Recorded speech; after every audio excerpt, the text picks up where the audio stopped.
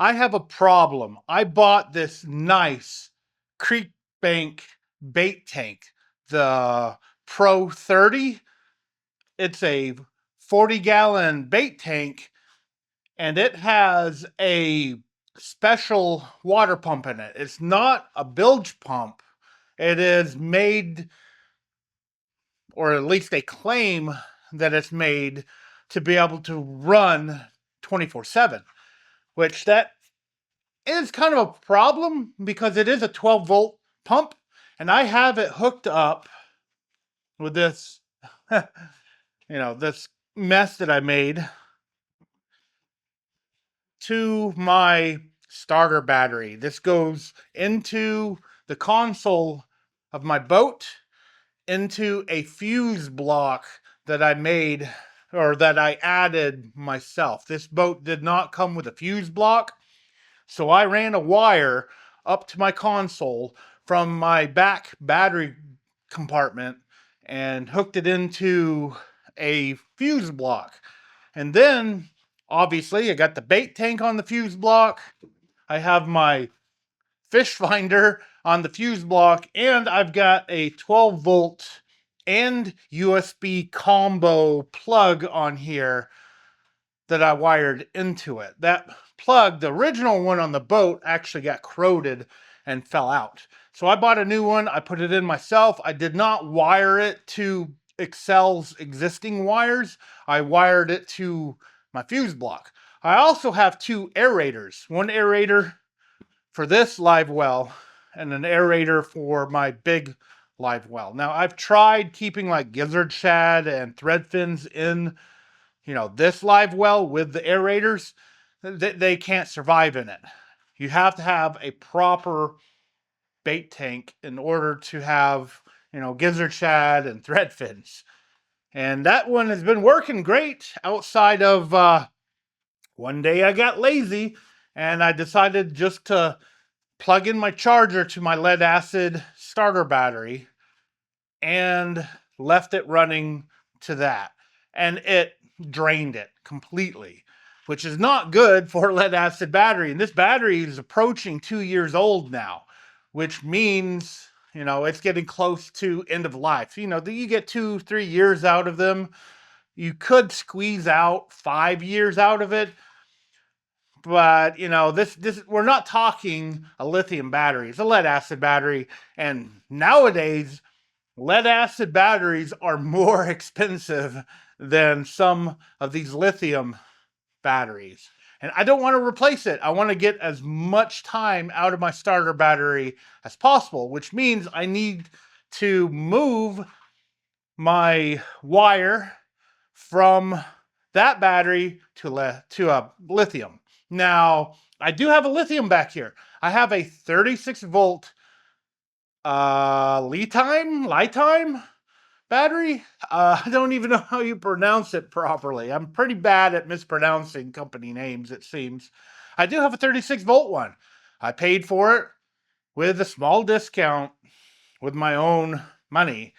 It's an expensive battery, and so far, I feel that it's lasting longer than some of the batteries I've had in the past. It's lasting an incredibly long time with the trolling motor. I used to have 3 50 amp hour batteries in series, which turned it from 12 50 amp hours to 36 50 amp hours in series.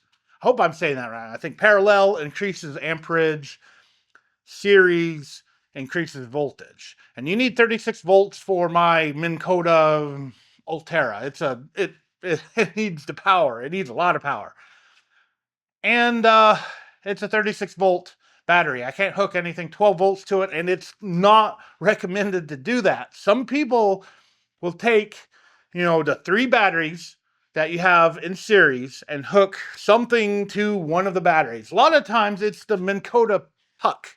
There's a white puck that's for GPS, and that makes an imbalance with the batteries and it will hurt your entire system.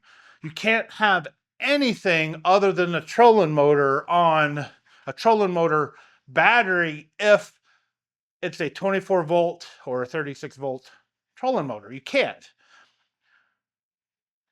So accessory battery is what I'm going to do. And, I've been getting all kinds of emails of different manufacturers wanting me to, have their or use or do videos on their batteries. And LiTime, they were one of them way in the past. And like all the others, I just ignored it until I found out one, a buddy got a LiTime, no problems. And then two, I decided to upgrade to, well, there goes my Engel cooler. I don't know why that moved. I didn't touch it. Anyway, a ghost. Hey, Halloween's right around the corner. Maybe that was a ghost. Anyway, I wanted to get one single battery for the trolling motor just to, see how it would work. And it's working out great. I reached out to LiTime, and they sent me a battery. 100 amp hour, 12.8 volt smart battery. This is, I don't think this would work well with a trolling motor. The trolling motor batteries, you amp up, and it has to be able to handle amps. So there's different types of lithium batteries for different things. I mean, I could be wrong, but I don't think this would be good for a trolling motor. Accessory battery, perfect. Starter battery, no. You really have to amp up to get the outboard going. And they do make lithium starter batteries out there. I don't know if LiTime does, but I've seen them out there, the starter batteries for your outboard. But Suzuki's cannot charge a lithium battery. I have to use a lead acid battery, which means this battery is probably more real world amp hours than my deep cycle lead acid. As the lead acid battery gets lower, the voltage gets lower, things get more sluggish. Lithiums are 100% power all the way down to zero. I wouldn't take it below 10%, and thankfully, because this smart battery has Bluetooth, which means I don't have my phone on me. I'll show you the app. I can launch the LiTime app here. I don't know if that's going to show up. It's probably going to blow out the camera a little bit. And I got two batteries on here. I can go into it and it says 100%. So I can track it as it's going down with my cell phone. And when I'm getting close to 10 to 20%, then that's the time where I need to stop using the battery. And because of the amperage, all of this pulls for, what I've got going on here with the the Garmin, with the pump and all that. And I've even have a light. I have a light on here as well that's hooked into it. I just have a dual plug here. It's going to be hard to show. But yeah, two wires come out. And I've got them rigged into one's to a switch for the light. And then one is for straight to the pump. And then they combine to one. And this gets plugged into this, which is hooked to the fuse block. And that's how I can run it when I have the boat away from home. Now, I do have this electrical plug to go into the electrical plug. So this has a second pump that is, 120, 110, whatever. You plug it in, and this can run forever too. And this is a little bit more powerful plug, or a powerful pump that I've noticed. It's more powerful than the other one. But it's good. It means I can save on battery. I can get this thing charged up while I have it hooked to this with bait in it, ready for my next trip.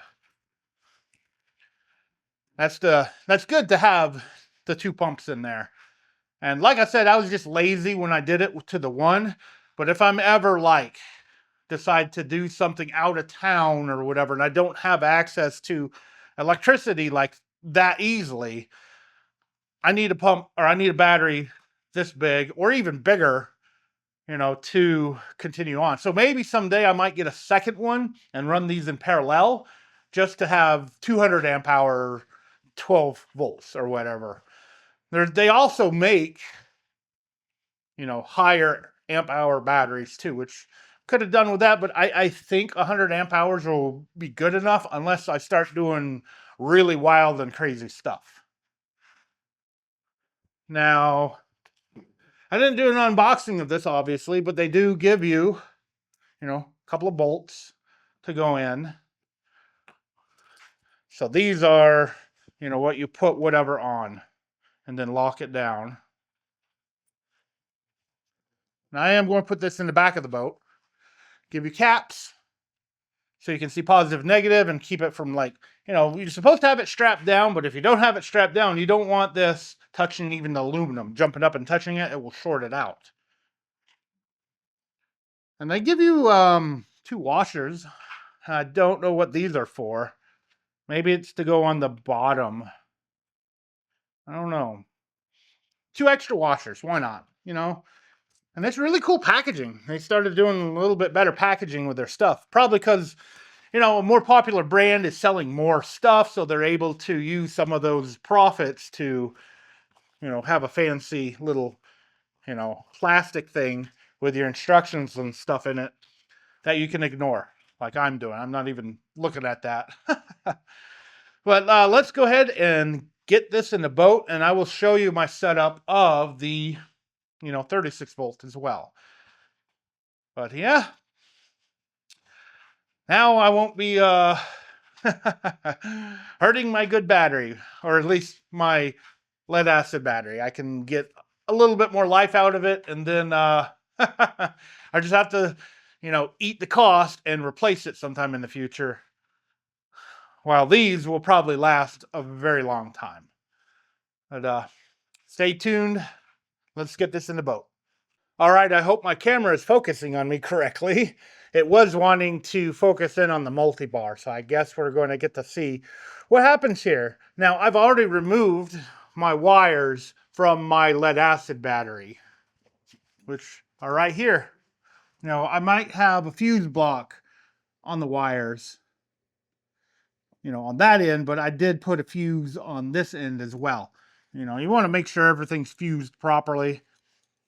And I will say I am not a professional electrician at all. I've just learned all this myself.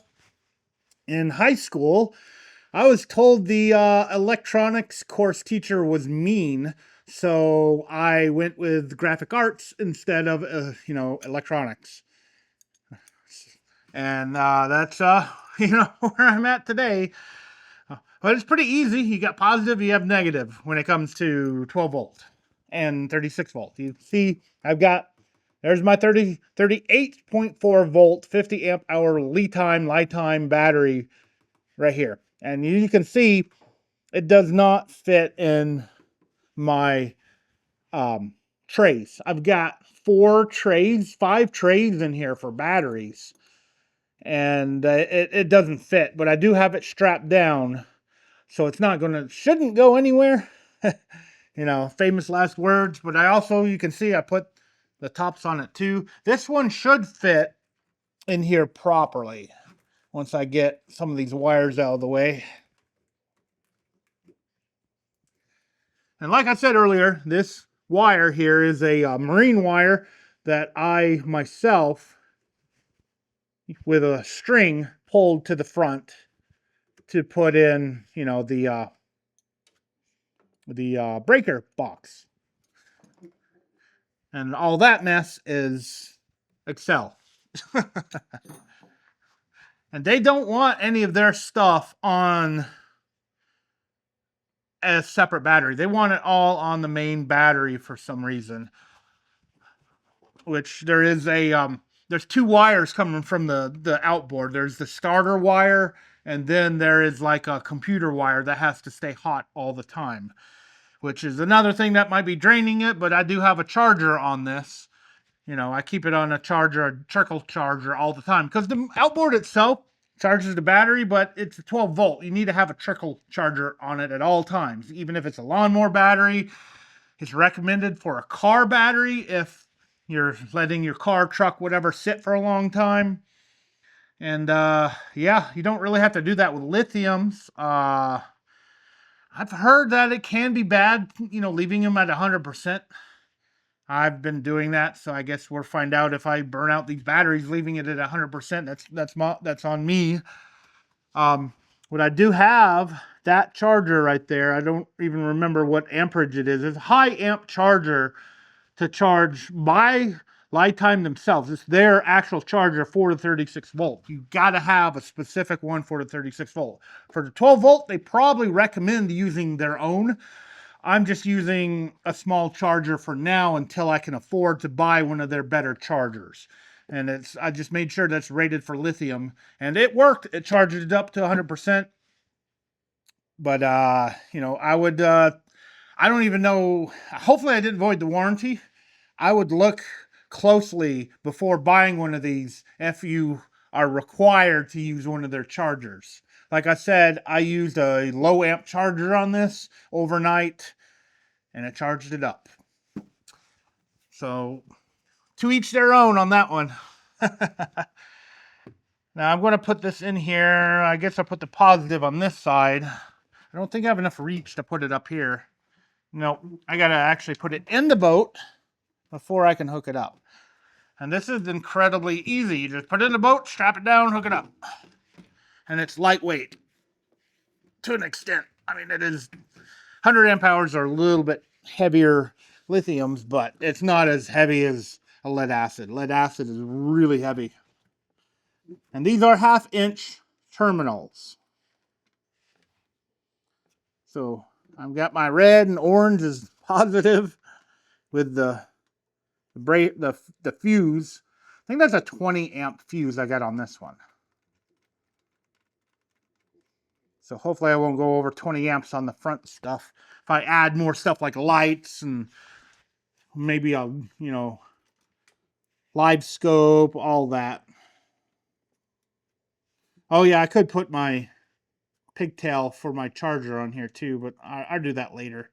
I just want to get this hooked up for now and show you guys me hooking it up. And the pigtail is elsewhere right now. Oh, come on. My fingers are not working. Trying to get it in the hole. There we go. I would never over tighten these, but I would tighten them snug. In fact, I'm probably not going to go too terribly tight. Yep.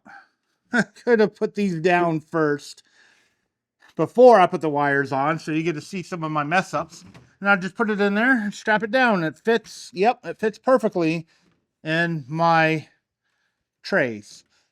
There's a couple of inches, but it meets the width. This meets the width, and there's still a couple of inches to spare on this one. On this one, it goes over. There we go. We now have a 12 volt battery in the boat, and I'm probably going to take it out and redo it after the video. But like I said, yeah, it's 1/2 inch for this, and my lead acid was actually 9/16. So I had to use 9/16 to get it off the lead acid, and then 1/2 inch for the LiTime battery. Now let's hope I was in focus. All right, I hope you enjoyed this video about my new LiTime battery. Life and discovery. I don't know what that means. And this is technically not an unboxing. Yeah, I don't like unboxing videos. But maybe some of you learned something new. If you have any questions about my convoluted system here, just let me know. And I will try my best to answer them. And now I have a good battery for all my accessories. And yeah, I don't know what I'm going to do next. It'd be nice to have a live scope on this boat, but I can't afford that at the moment. But if I ever did, I don't even know how I would actually mount it to this boat. Live scope is really good for bait fishing. It's also good for catfishing if you are moving around and have like one rod.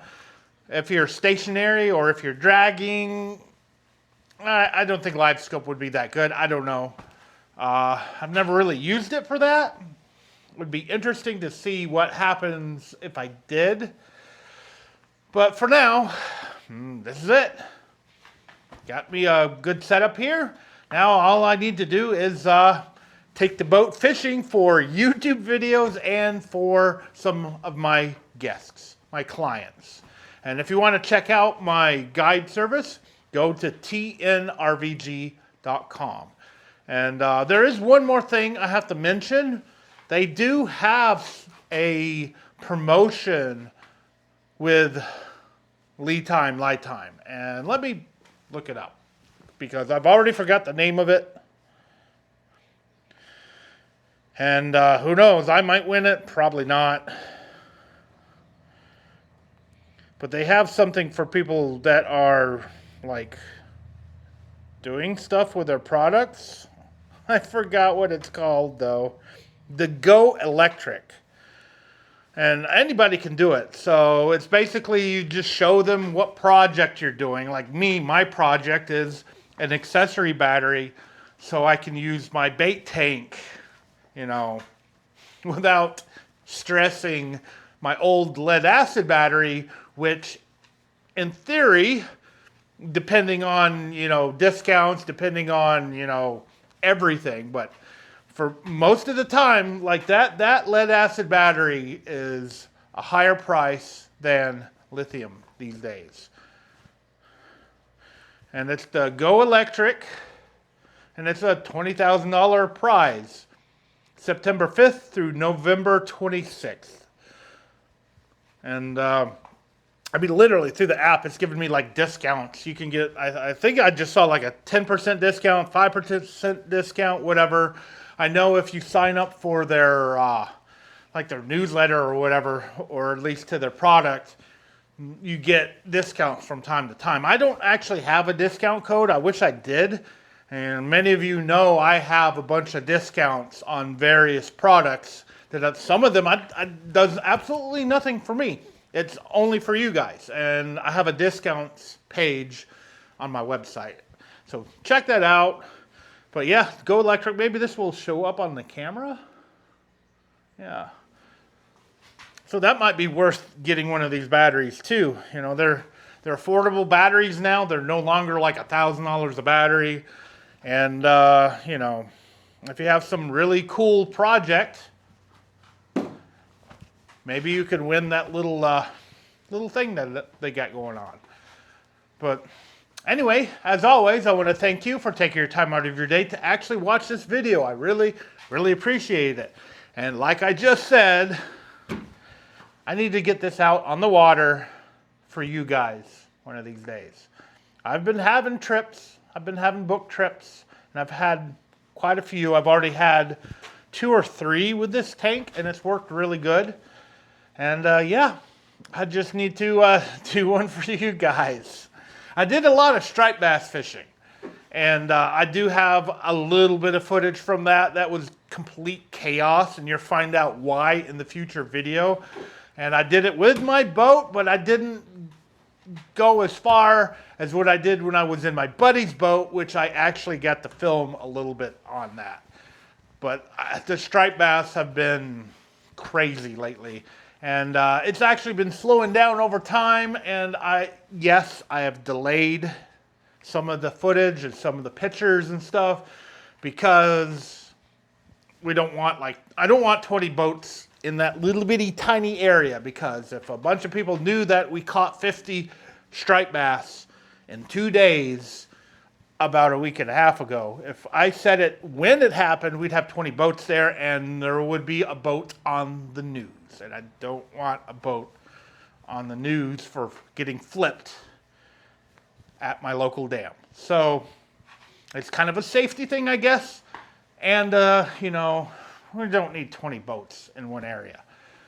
The bite isn't that good anymore, so you'll see more and more striper posts in the future. If not, if I may have already released them by the time I actually publish this too. I'm still doing one video a week for now, but I am going to try to push that sometime in the future to more than one. But anyway, I'm just rambling on now. But yeah, just stay tuned. Make sure you're subscribed, and thanks again for watching. I do hope to see you next time.